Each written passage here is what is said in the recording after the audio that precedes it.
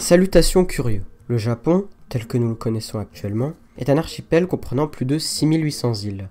À travers l'histoire, le pays fut à la fois conquérant mais aussi conquis. Ainsi, en 1641, Iemitsu Tokugawa, shogun de la dynastie des Tokugawa, décide d'instaurer une politique isolationniste. Cela commence par l'expulsion des missionnaires chrétiens, la limitation des ports ouverts aux étrangers, l'interdiction d'entrer ou de sortir du territoire pour tout japonais sous peine de mort, l'expulsion de tous les étrangers, ainsi que la destruction de tout navire capable de naviguer en haute mer. A l'époque, les seules interactions étrangères autorisées étaient principalement celles du commerce, divisé en deux, celui avec les Pays-Bas à travers la Compagnie néerlandaise des Indes orientales, et celui de la Chine, commerçant tous deux avec Nagasaki, puis celui de la Corée, ainsi que du royaume des îles Ryukyu, commerçant avec les provinces de Tsushima et de Satsuma.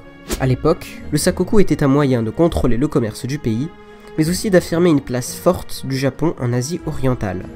Il servait également de rempart à l'exploitation des ressources minérales du pays de la part des nations étrangères.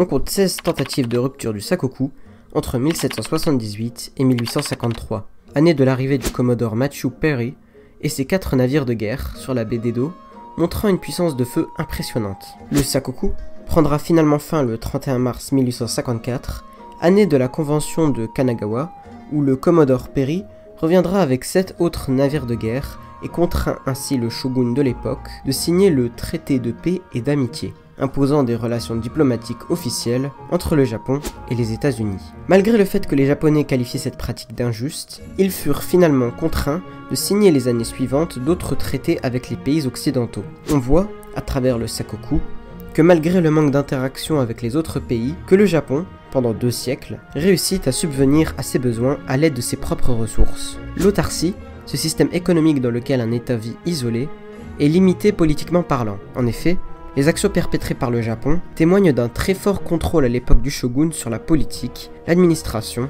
et la justice. Et aujourd'hui, ce système est qualifié de dictature militaire féodale. Merci d'avoir regardé. Comme d'habitude, le lien de toutes mes sources sont dans la description, ainsi que le lien de la musique utilisée dans cet épisode. En tout cas, je vous dis au revoir curieux.